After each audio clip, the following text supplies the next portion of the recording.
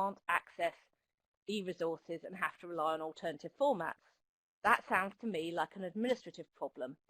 And I stomped my tiny foot, and I went away and had a think about it and did some literature searching, and I could not actually find any published material to contradict him.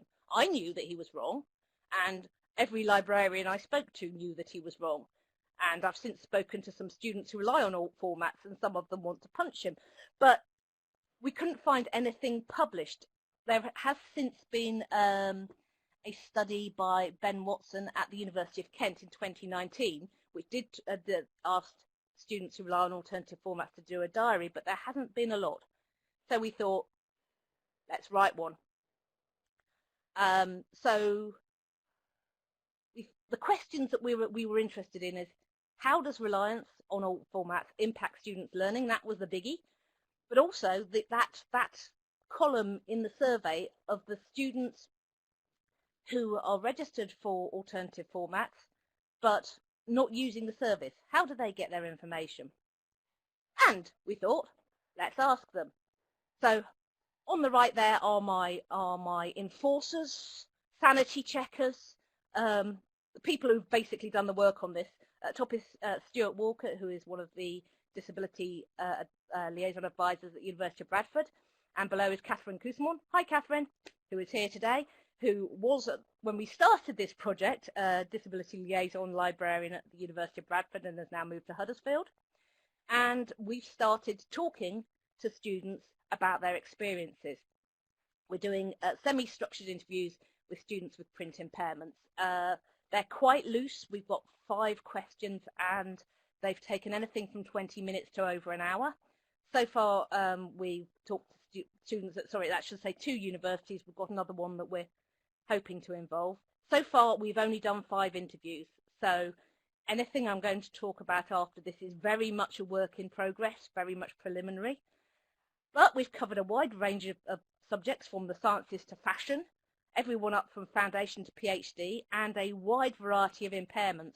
Now, those of you who can count will see that we've done 5 interviews. There are more than 5 impairments listed there. That's because most of the people we've talked to have multiple disabilities, and those are only the ones that actually impact on their ability to use print. So obviously, it's so far a very small sample that the scientist in me cringes at drawing any conclusions from these 5 people, and they are self-selecting. It's very much the people who want to talk to us. So obviously they are the more vocal students, they're possibly the ones with an axe to grind, and they're the ones that we know about. I do have a cunning plan to try and contact students who are registered with the alt format service but don't use it, but I have to run that past the ethics people first.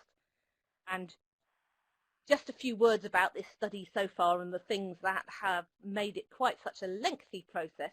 Getting through the ethics approval process took us over a year. There were lots of questions. I basically got the impression that a lot of people didn't like people without PhDs doing any research. The interviews themselves take about an hour, but the transcripts take about, we record the interviews and the transcripts take about 10 minutes per minute to do, so it's quite a lengthy process. But even though it's a small sample, very small sample, but we've got this range of people that we've talked to, differing in a huge variety of ways, we have got some broad themes that have come out. And the first one, the one that comes up with every student we've talked to and in a variety of ways, is the time. How much more time it takes them to do things. Not only do they have to find material, and some people find even what I would consider very user-friendly interfaces like Summon really hard and time-consuming to use, but sometimes when they find something, it's not accessible, so they try and use informal means of access. The number of times that things like Sci-Hub and pirating sites have been mentioned is things not fit for a librarian's ears. And then if they can't find that resource accessibly, trying to find alternative, or they spend hours trying to make a resource work. The time to read it it takes more time. One student says that he listens to things on 1 1/4 speaking speed, but that's still a lot slower than actually print reading. And one of the interesting things that's come out is how much more intense spoken reading is, because things that we would normally skip over, like footnotes, citations, images. One student said that he had one image that took 10 minutes for the reader to go through because it had so many embedded bits of alt format or alt text, all of which just said the word image, but it said it round about 200 times. So they can't skim read, and the technical issues, sometimes the reading order will be wrong, and they will have to go through it again and again to try and make sense. Waiting for people to help, whether it's librarians, whether it's academics, support assistants, waiting for the alt formats to arrive. One student said that they'd been waiting for training on the software they were using for 6 weeks, which put them behind. They can't browse resources in the same way, so that takes them more time. And a lot of the students said they had underlying other health problems that meant that they just took longer to do anything. So here are a few quotes. You can see that a third up to 3 times, and that was people varied in their estimates, but it takes them so much longer to do anything, and they're not given any extra time. The second theme that came up was people's awareness. Now, the quotes here, I'm not going to go through them all, but there was a lot of lack of awareness from academic members of staff. It's easier for you because of all the software you've got was fortunately from another student rather than from a member of staff, but the person they were talking to had multiple disabilities, and saying anything was easier for them, really not. So they found a lot of lack of awareness of the barriers that they were facing. And it was interesting, their views of what constituted equity. So there was talk of the levelling the playing field came up with a lot, uphill battle, lack of forethought, how much their chance of success was less than somebody like them but with no disability. And the one in red, I just want to be in the room with everyone else, to sit at the table with everyone else. And it was just a view of how can things be equitable. One of the questions I asked was, how comfortable were you with IT? And what the students often answered, they don't have any choice. They don't have a choice whether or not to be comfortable with IT or IT savvy. They have to use IT. And by the time they get to higher education, they've got their own strategies, and they use IT on their own terms. They've all got different ways of doing it, but they're often forced into a one-size-fits-all solution. So lots of people saying different things about how they work and how they are very aware that not everyone works in the same way, but that they're pretty much forced to. On a more positive note, students have been incredibly adaptable. One thing I didn't say in the variety slide is that we've had people who are anywhere from 2 months into their study to 5 or 6 years. And these are people who are learnt to overcome barriers by changing what they do. In one case, by changing the topic of their dissertation to ensure that they would be able to access the material on it. Not the book, but a book.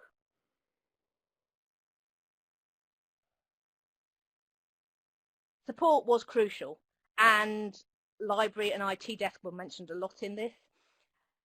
People are not necessarily very happy about needing support, but the fact that there was support available, or when there wasn't support available, that was a crucial factor.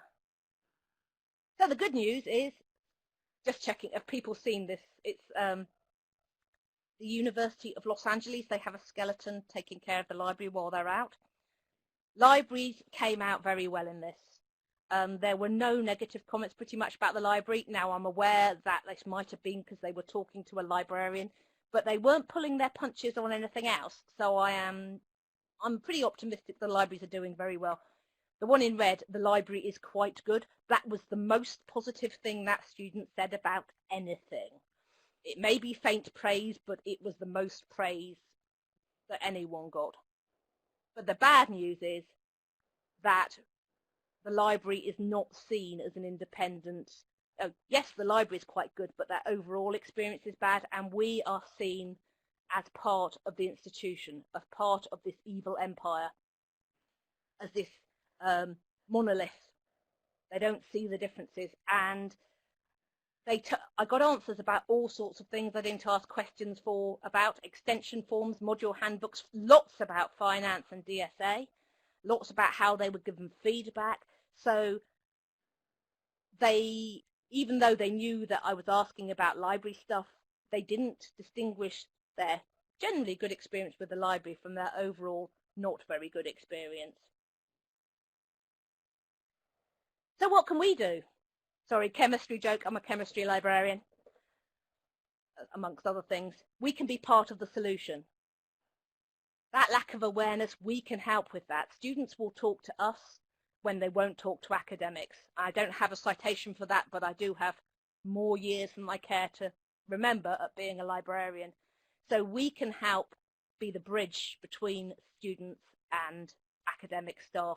We can raise awareness when there's the medical model being propagated that academics talk, or anyone talks about the problem being with the student. No, the problem is with how institutions are set up. The problem is with the resources. There is a lot of unconscious bias, and we can point that out. We can make people conscious about when they're being biased, and this one size fits all. We can try and raise awareness that it doesn't. We can be their advocates. When students are having problems, we can help them, but we can also go to academics and help them with things like finding alternative topics and point out that this isn't just the student being awkward. This is a necessity for them.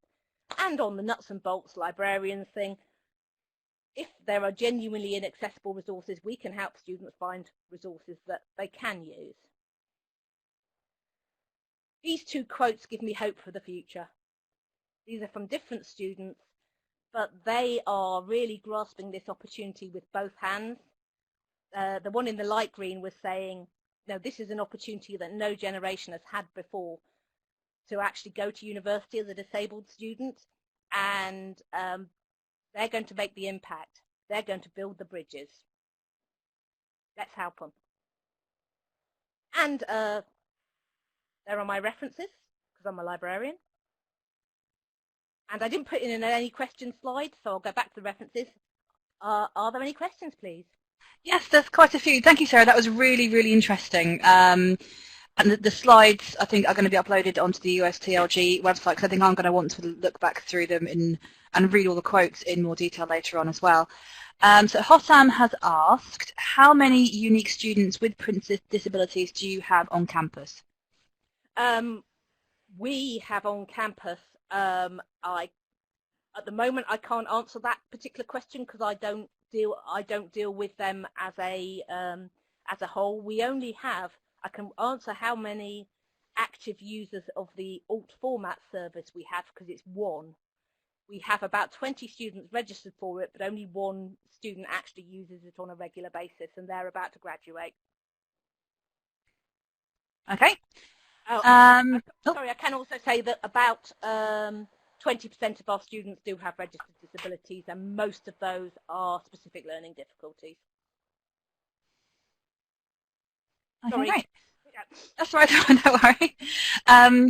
So a question from Neil. What were some of the changes you had to make to the ethics application to get it passed? Oh, grief. It was just, I didn't understand.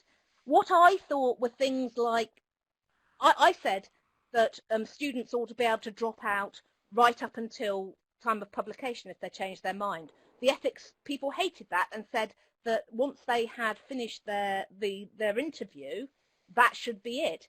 And I don't understand. Somebody tried to explain to me, a professor in the School of Management tried to explain to me why it was more ethical not to let them drop out, and I just didn't get it, but I had to do it just to get that ethics application through.